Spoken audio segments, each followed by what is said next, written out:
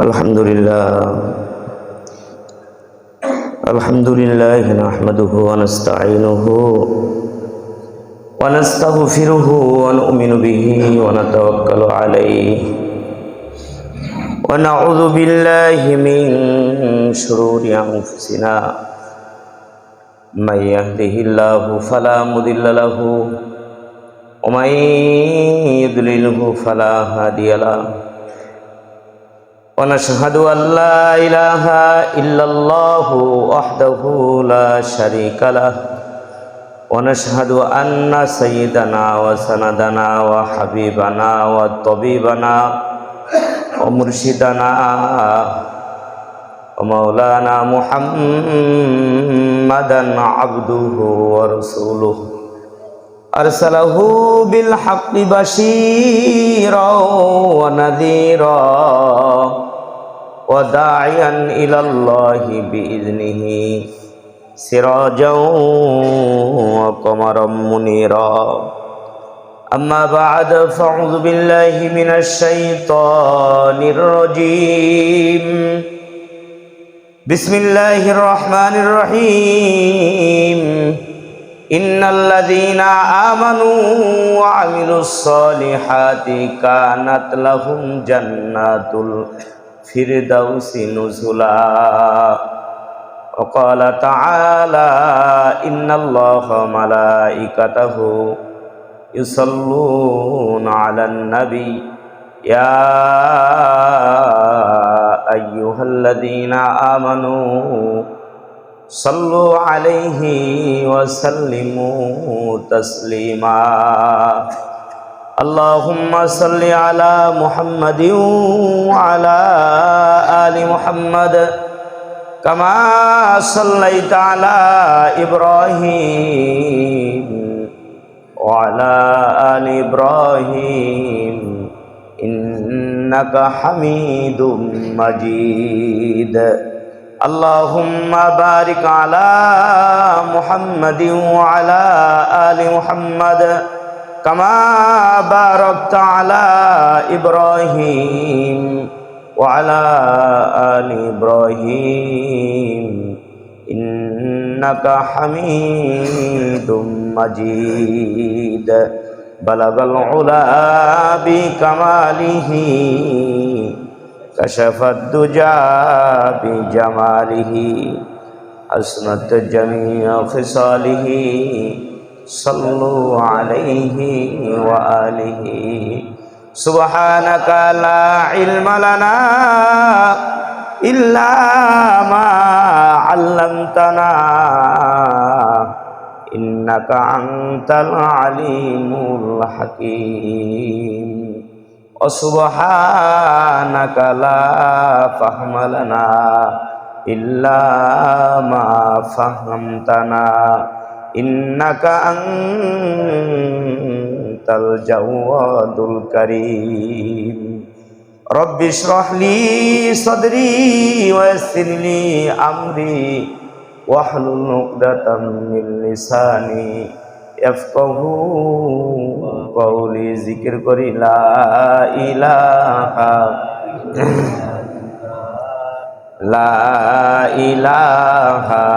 إلا الله لا إله إلا الله لا إله إلا الله لا إله إلا الله لا إله إلا الله মুহাম্মাদুর রাসূলুল্লাহ সাল্লাল্লাহু আলাইহি ওয়াসাল্লাম। আল্লাহ রাব্বুল ইজ্জতের দরবারে লাখ কোটি শুকর যে মহান মালিক আমাদেরকে বড় ভালোবেসে মহব্বত করে পবিত্র শাবান মাসের আজকে 10 তারিখ আল্লাহ তাআলা আমাদেরকে বড় ভালোবেসে মহব্বত করে পবিত্র জুমার দিন জুমার নামাজ আদায় করবার জন্য আল্লাহর ঘর মসজিদে আল্লাহ তাআলা নিয়ে আসছেন। এই জন্য সেই মহান রবের দরবারে দিল থেকে শুকর আদায় করে সকলে পড়ি আলহামদুলিল্লাহ। আমার ভাইরা, আজকে কিন্তু 10 তারিখ, সামনে আছে আর মাত্র 4 দিন। শনিবার, রবিবার, সোমবার, মঙ্গলবার। আরবি দিন শুরু হয় সন্ধ্যার থেকে। আমাদের দেশে যেমন দিন শুরু হয় রাত 12টার পর থেকে, আর আরবি দিন শুরু হয় মাগরিবের পর থেকে। তো সেই অনুসারে নিসফে শাবান, যেটা এই নিসফে শাবান শুরু হবে মঙ্গলবারের দিন মাগরিবের পর থেকে।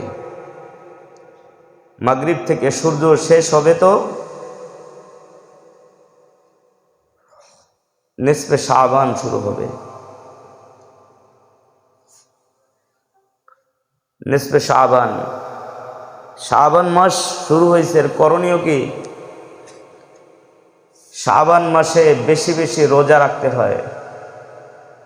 হযরত আয়েশা রাদিয়াল্লাহু তাআলা আনহা থেকে রওয়ায়াত আসছে, হযরত আয়েশা রাদিয়াল্লাহু তাআলা আনহা বলেন যে আমরা বিবিরা মনে করতাম শাবান মাস শুরু হলে যে আল্লাহর নবী হয়তো আর রোজা রাখা হয়তো বন্ধ করবে না, পুরা মাস ধরেই হয়তো রোজা রাখবে। বুখারী শরীফেও আসছে হাদিসটা, মুসলিম শরীফেও আসছে।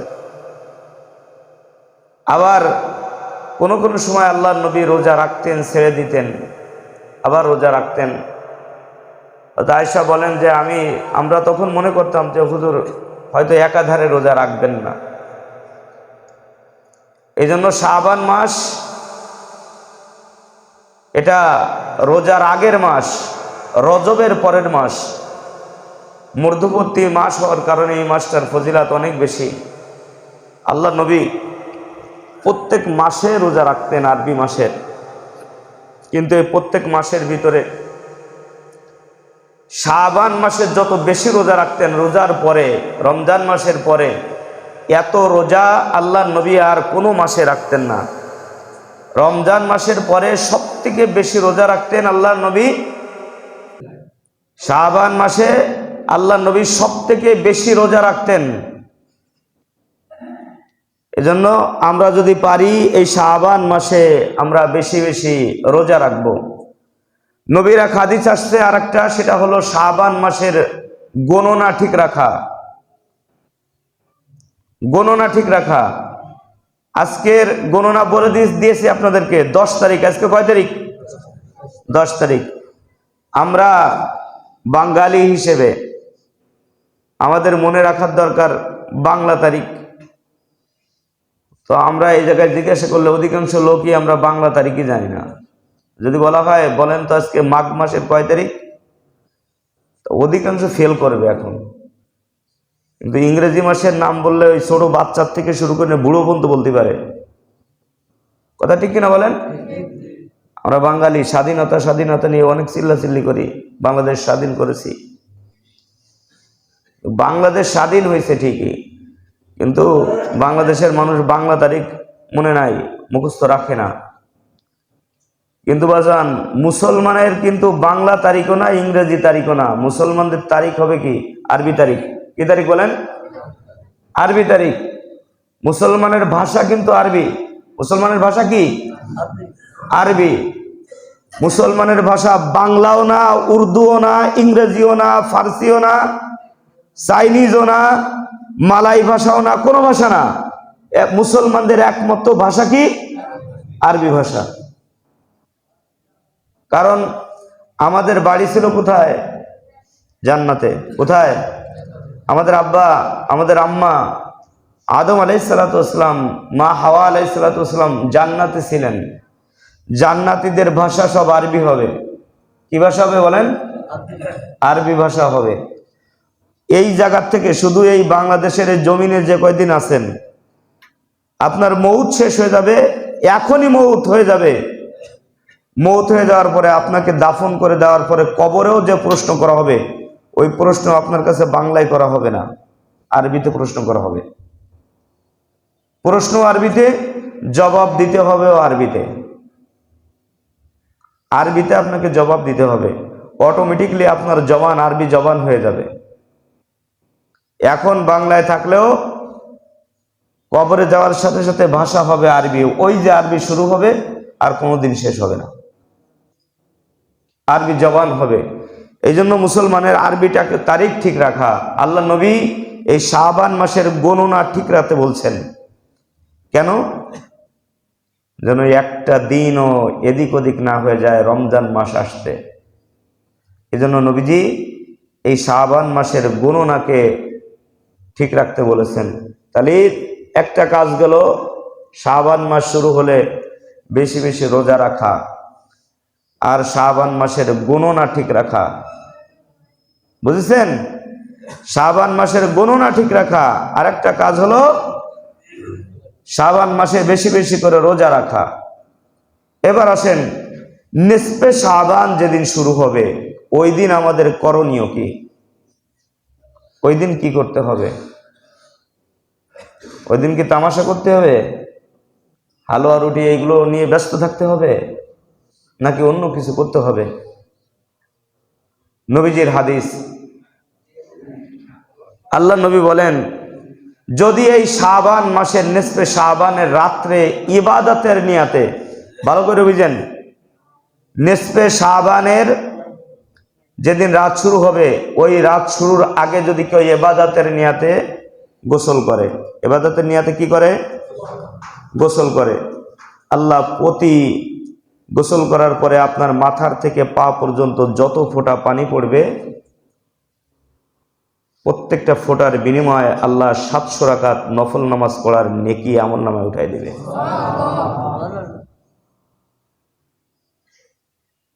তাহলে করলাম গোসল, এখন ইবাদত করব কখন? রাত 10টার পরে? ইবাদত কি রাত 10টার পরে করব? হযরত আলী রাদিয়াল্লাহু তাআলা আনহু থেকে রওয়ায়াত, খুব মনোযোগী হবেন, সবগুলো হাদিস বলতেছি, বুখারী মুসলিমের হাদিস। আলী রাদিয়াল্লাহু তাআলা আনহু থেকে রওয়ায়াত, হযরত আলী রাদিয়াল্লাহু তাআলা আনহু বলেন যে শাবান মাস যে সময় শুরু হয়, শাবান মাসের নিসফে শাবান যে সময় শুরু হয়, আল্লাহ তাআলা প্রথম আসমানে আগমন করেন। প্রথম আসমানে আগমন করে বলতে থাকে, আসো কি কেউ গুনাহগার? আমার কাছে ক্ষমা চাও, আমি তার জীবনের গুনাহ মাফ করে দেব। আসো কি কেউ অভাবগ্রস্ত? আমাকে বলো, আমি তার অভাব দূর করে দিব। আসো কি কেউ রোগগ্রস্ত? আমাকে বলো, আমি তার রোগের শেফা দিয়ে দিব। সাহাবারা জিজ্ঞাসা করলেন, ইয়া রাসূলুল্লাহ, এইটা কতক্ষণ থাকে? আল্লাহর নবী বলেন যে এই আল্লাহ তাআলা এই প্রথম আসমানে একদম শেষ রজনী সুবে সাদিকের আগ পর্যন্ত আল্লাহ তাআলা এই প্রথম আসমানে এসে এই কথাগুলো বান্দাকে ডেকে ডেকে বলতে থাকে। সুবহানাল্লাহ বলেন। শুধু তাই নয়, হযরতে আবু হুরায়রা রাদিয়াল্লাহু তাআলা আনহু থেকে রওয়ায়াত আসছে, আবু হুরায়রা রাদিয়াল্লাহু তাআলা আনহু বলেন যে এই নিসফে শাবানের এই রজনীতে আল্লাহ তাআলা বান্দাদের জন্য 300 রহমতের দরজা খুলে দেন। সুবহানাল্লাহ বলেন। 300 রহমতের দরজা, শুধু বান্দার উপর রহমত আসবে তাই। এটাও সুবে সাদিক পর্যন্ত থাকে, সুবে সাদিক রাত পর্যন্ত 300 দরজা খোলা থাকে। আবু হুরায়রা রাদিয়াল্লাহু তাআলা আনহু এই হাদিসের শেষের দিকে বলে, আল্লাহর নবী সাল্লাল্লাহু আলাইহি ওয়াসাল্লাম সিজদারত অবস্থায় ছিলেন। নবীজিকে জিবরিল এসে বললেন, ইয়া রাসূলুল্লাহ, আপনার মাথা আপনি উঠান। আল্লাহ নবী মাথা উঠাইছে। আল্লাহ নবী দেখে যে জান্নাতের 8টা দরজা আসমানের দিকে তাকাইছে। আল্লাহ নবী জান্নাতের 8টা দরজা খোলা অবস্থায় দেখতেছে। সুবহানাল্লাহ বলেন। প্রথম দরজায় একজন ডেকে ডেকে বলতেছে, ইয়া রাসূলুল্লাহ, সুসংবাদ আপনার ওই উম্মতের জন্য।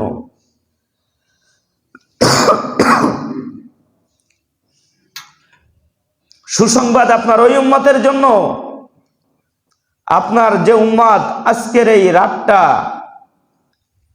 রুকু অবস্থায় কাটাই দিবে। সুবহানাল্লাহ বলেন। দ্বিতীয় নম্বর দরজায় আরেকজন ফেরেশতা দাঁড়ায় বলে, ইয়া রাসূলুল্লাহ, সুসংবাদ আপনার উম্মতের জন্য, ওই উম্মতের জন্য। বলে, যে উম্মতটা আজকে রাত্রে তার কপাল আল্লাহর কদমে কাটাই দিল। সুবহানাল্লাহ বলেন। অর্থাৎ সেজদারত অবস্থায় কাটাই দিল।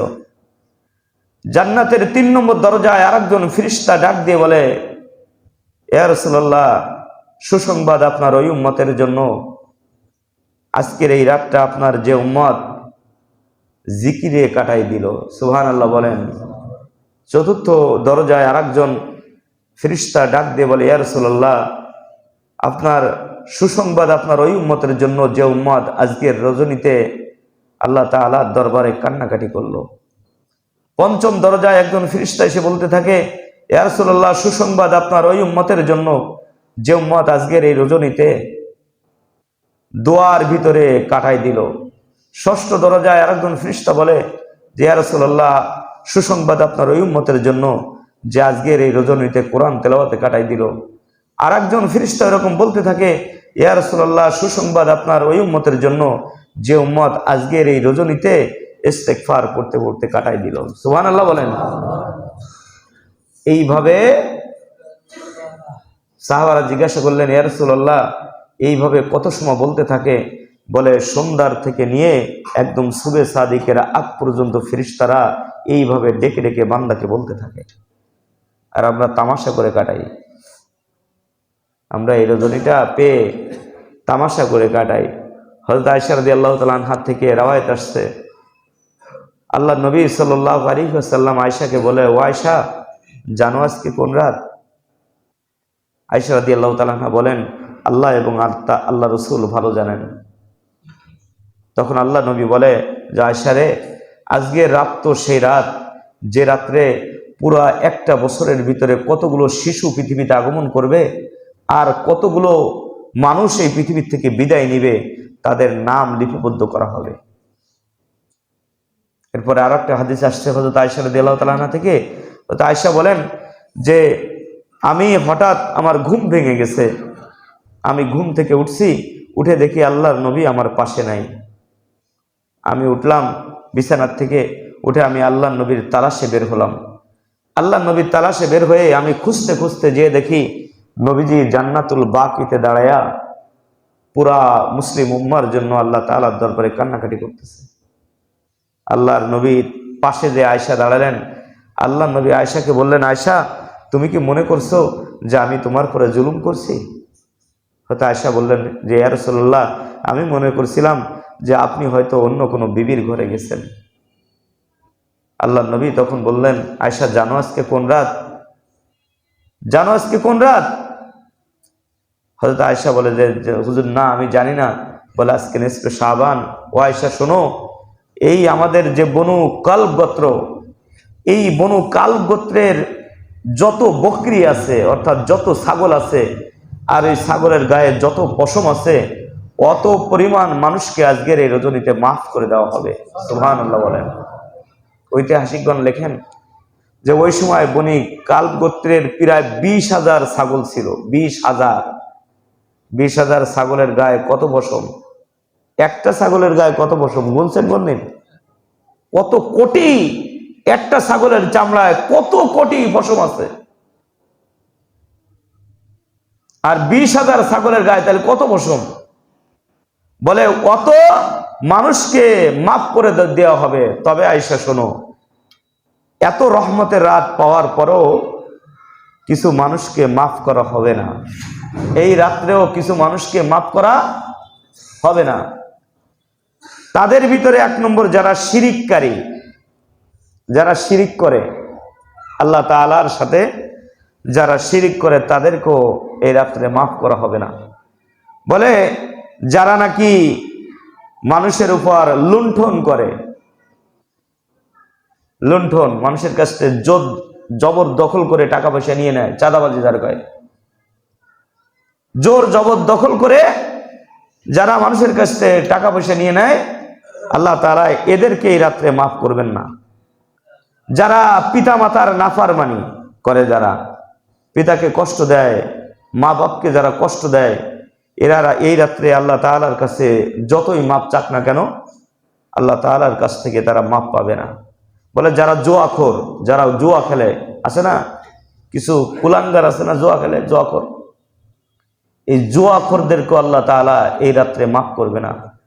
যারা নেশাখোর, বিভিন্ন ধরনের নেশা করে, তাই সেটা হারাম, যত নেশা আছে হারাম নেশা, মদ হারাম, ওই রকম ধরনের যা আছে যা মানুষের মাথাকে বিকৃত করে দেয়, এই নেশা করা হারাম। মানুষের সেন্স ঠিক থাকে না, এই নেশাগুলো কি হারাম নেশা। এই হারাম নেশা যারা করে, এই নেশাখোরকেও এই রজনীতে আল্লাহ তাআলা মাফ করবেন না। তো আমার ভাইরা, যারা তাস খেলোয়াড়, কিতাবের ভিতরে লেখছে এই তাস খেলোয়াড়কে আল্লাহ তাআলা এই রাত্রে মাফ করবেন না। তবে হ্যাঁ, যদি যাদের এই বদ অভ্যাস আছে, যারা অহংকারী, বিদ্বেষ পোষণকারী, হিংসাকারী, এদের কোনো মাফ করবেন না। যারা বিদ্বেষ পোষণকারী, যারা হিংসা অহংকার যারা করে, হিংসা যারা করে, এদেরকেও আল্লাহ তাআলা এই রাত্রে মাফ করবেন না। যারা হারাম খায়, সুদ, এই সুদখোর যারা, সুদের লেনদেনের সাথে যাদের জড়িত আছে, আমরা হাসি মুখে অনেকে বলে বিভিন্ন সমিতির সাথে আমাদের লেনদেন, বিভিন্ন সমিতির সাথে আমরা কেউ বা সুদ দিতেছি। আমাদের সমাজটা এমন হয়ে গেছে যেন সুদের সমাজ। আল্লাহ তাআলা আমাদের সকলকে এর থেকে বের হয়ে আসার তৌফিক দান করেন, সকলে বলে আমিন। সুদের সাথে আমরা মিলে গেছি, হয়তো কেউ সুদ দিতেছি, আবার কেউ সুদ নিতেছি, দেখেন না, বছর সালে আমি যে সময় দুফাদি ছিলাম, ওই সময় দুফাদি কয়েকটা সমিতি আছে, তো মহিলারা সব ওই সুদের সমিতির সাথে জড়িত আছে। ওই এক বছর পরে যখন এজিএম হয়, এজিএম হওয়ার পরে আল্লাহ ওই সুদের টাকার কিছু তেল, সুদের টাকার চাউল, সুদের টাকার কিছু উপহার সামগ্রী বিতরণ করা হয়। মহিলারা এইটা পাইয়ে যে কি খুশি হয়, কয় সমিতিতে দেশে তেল, সমিতিতে পোলাও চাউল দেশে। তা আমি ওই সময় ইমামতি করাকালীন এক মহিলার বললাম যে ওটা তো সুদির তেল। কয় না হুজুর, এ সমিতিতে দেশে, সমিতির তেল, এটা সুদির তেল না।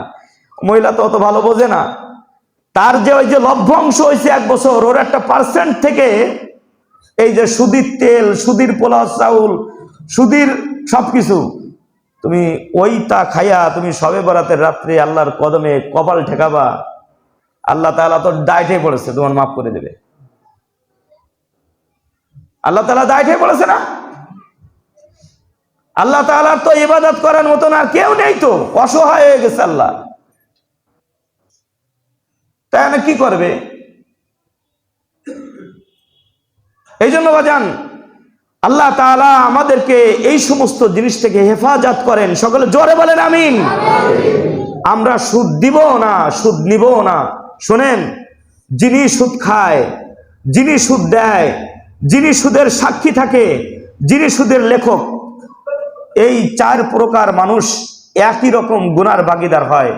এই সুদের সর্বনিম্ন এর প্রায় 70 প্রকারের গুনাহ। এই 70 প্রকারের গুনার সর্বনিম্ন যে গুনাহ, সে গুনাহ হলো নিজের মায়ের সাথে 37 বার জেনা করার সমতুল্য। নাউজুবিল্লাহ বলেন। এত বড় এক হারাম কাজ হলো সুদ। আল্লাহ তাআলা আমাদেরকে হেফাজত করেন, এই সুদ থেকে বেঁচে থাকার তৌফিক দান করেন আল্লাহ আমাদেরকে, আমরা যেন সুদের লেনদেনে না যাই। হ্যাঁ, আল্লাহর নবীও সমিতি করেছেন হিলফুল ফুজুল, সুন্দর একটা, আমরা সবাই মিলে টাকা রাখবো, টাকা জমাট হয়ে যাবে। আমরা ওই টাকা দিয়ে, নবীজির দুইটা পন্থা ছিল, এক হলো কোনো মালামাল কুড়াই করে রাখতো, মালামালের যখন দাম একটু বাজারে মূল্য একটু বেশি হতো, তখন ওই মাল বিক্রি করে দিয়ে ওই টাকা সবার মাঝে বন্টন করে দিত। এই একটা লাভের একটা সুন্দর একটা পন্থা। আবার এরকম পন্থা ছিল যে আপনি মানুষকে, যে কারো, আপনার কেউ গরিব মানুষ, কারো একটা ভ্যান কেনার দরকার, আপনার সমিতি থেকে তার একটা ভ্যান কিনে দেন, টাকা দিয়েন না, ভ্যান কিনে দেন, ওই ভ্যানের টাকাও পরিশোধ করুক, এটা আপনার জন্য হালাল হবে। যদি আমরা তো হারাম পন্থাটাকে সহজ মনে করি, কিন্তু এই হারাম পন্থাকেও হালাল পন্থা করা যায়, কিন্তু আমরা তো মূলত এইটারে আমরা বেছে নিয়েছি। এই জন্য আমার বাজান, আমি ওদিকে যাব না, ওদিন একদিন বিস্তারিত আলোচনা করবো ওই বিষয়ে। তো আজকে হলো এই সবে বরাতের যে রজনী আসতেছে, এই রজনীতে আল্লাহ তাআলা কিন্তু এই যে কয়জন মানুষের কথা বললাম এদের ভিতরে সুদখোর, আল্লাহ এদেরকে মাফ করবেন না। তবে হ্যাঁ, এরা যদি খাস তওবা করে নেয় যে আল্লাহ আমি এতদিন এর ভিতরে জড়িত ছিলাম, আমি হিংসা করতাম, আমি অহংকার করতাম, আল্লাহ আমি চাঁদাবাজি করতাম, আল্লাহ আমি সুদ খেতাম, আয় আল্লাহ আমি আমার মা বাপকে কষ্ট দিতাম, আমি এইগুলো করতাম, আল্লাহ আমি এই সব কিছুর থেকে আমি তওবা করতেছি, আল্লাহ আপনি আমার মাফ করে দেন, আমি কোনোদিন করব না। আল্লাহ তাআলা এই তওবাকারীকেও এই রাত্রে মাফ করে দিবে। সুবহানাল্লাহ বলেন। আর এই রাত্রে ইবাদত করব, পরের দিন রোজা রাখবো। এই রাত্রে ইবাদত করব, পরের দিন রোজা রাখবো, পরের দিন রোজা রাখবো। রাত্রে ইবাদত করব, পরের দিন। বরাতের রোজা মাত্র একটা। বরাতের রোজা কয়টা বলেন? অনেকে বলে 3টা 2টা, না, বরাতের রোজা মাত্র একটা। রাত্রে বেলা ইবাদত, পরের দিন রোজা রাখা, এটা হলো। হ্যাঁ, আল্লাহ নবী সাল্লাল্লাহু আলাইহি ওয়াসাল্লাম প্রতি মাসে আইয়ামে বীজের 3টা রোজা রাখতেন। আইয়ামে বীজের 13, 14, 15। এই রোজা রাখা যদি কারো অভ্যাস থেকে থাকে যে প্রতি মাসে এই রোজা রাখেন, সেই ব্যক্তি আপনার 13 তারিখ 14 তারিখ, 13 তারিখ হলো সোমবার, অর্থাৎ সে রবিবারের দিন সাহারি করবে, তার সোমবারে প্রথম রোজা, সোমবারে সাহারি করবে, মঙ্গলবারে দ্বিতীয় রোজা, মঙ্গলবারের দিন রাত্রে ইবাদত করে সাহারি করবে, বুধবারের দিন রোজা। তার ওই বরাতের যেটা ওইটাও হবে, আবার আইয়ামে বীজের রোজা রাখাও হবে। বলে এই রোজাটা রাখলে লাভ কি? বলে এই রোজাটা রাখলে আল্লাহ তাআলা 1 বছরের গুনাহ মাফ করে দেয়। সুবহানাল্লাহ বলেন। আর শবে কদরের রাত্রে ইবাদত করলে আল্লাহ সারা জীবনের গুনাহ মাফ করে দেয়। আর এক হাদিসের ভিতরে আসতে জানেন, এই 2টা রাত, এই 2টা রাতকে আপনার ঈদুল মালাইকা বলা হয়, ফেরেশতাদের ঈদ। আমাদের যেমন ঈদ আছে, ফেরেশতাদের ওরকম ঈদ হয়। আমাদের ঈদ দিনের বেলা হয়, আর ফেরেশতাদের ঈদ রাত্রি বেলায় হয়। তো শবে বরাত হলো একটা ঈদের দিন ফেরেশতাদের কাছে, আর শবে কদর আর একটা ঈদের দিন। তো আমার ভাইরা, এই বরাতের রজনীতে আমরা ইনশাল্লাহ আমাদের মসজিদে তো আলহামদুলিল্লাহ, অন্যান্য মসজিদে তো এইভাবে হয় কিনা আমার জানা নাই, তবে আমাদের মসজিদে আলহামদুলিল্লাহ আমরা যথেষ্ট ইবাদত আমরা করে থাকি। এবছরও আল্লাহ যদি আমাকে বাঁচায় রাখে, আল্লাহ যদি ওই পর্যন্ত, জানি না গত বছরের ওই লিস্টের ভিতরে আমার নামটাও আছে কিনা, তাইলে তো মঙ্গলবারের রাত আর পাচ্ছি না, এর আগেই চলে যেতে হবে, এর আগেই চলে যেতে হবে। এটা তাকাতাকির কোনো বিষয় না। আমাদের যে কজন এই মুসল্লি আমরা যারা আসছি, আমাদের যার নাম থাকুক না কেন, এই মঙ্গলবারের আগে পটল তোলা সারা, কোনো কথাই কাজ হবে না। কেউ পৃথিবীতে আপনাকে ঠেকায় রাখতে পারবে না। যদি গত বছরের লিস্টের ভিতরে নাম থেকে থাকে, মঙ্গলবারের আগে আপনি বিদায় নিয়ে চলে যাবেন, মঙ্গলবারের সন্ধ্যার আগ পর্যন্ত। আর যদি আল্লাহ তাআলা ভাগ্যে জুটায় দেয় তো আলহামদুলিল্লাহ, যদি আল্লাহ হায়াত রাখে তাহলে এবছরও ইনশাল্লাহ ঈশার পরে বয়ান হবে, জিকির আজকার হবে, আমরা আল্লাহ তাআলার দরবারে কান্নাকাটি করব, আমরা সবাই আসব। আর আমরা ইনশাল্লাহ এই শবে বরাতের আমল সম্পর্কে আমাদের মাদ্রাসায় আগামী রবিবার মহিলা তালিম হবে বিকাল 3টা থেকে। এই শবে বরাতের এই আমলগুলো মহিলাদেরও জানানোর দরকার আছে কিনা, আমরা যেমন জানতেছি আমাদের মা বোনদেরও জানানোর দরকার আছে। এই জন্য ইনশাল্লাহ আগামী রবিবার বিকাল 3টা থেকে আমাদের মাদ্রাসার 2য় তলায় মহিলাদের তালিম হবে। আমরা ইনশাল্লাহ আমাদের মা বোনদের, আমরা এই মহিলা তালিমে আমরা এই শবে বরাতের আমল সম্পর্কে আলোচনা হবে, আমরা ইনশাল্লাহ ওনাদেরকে আমরা পাঠাই দিব।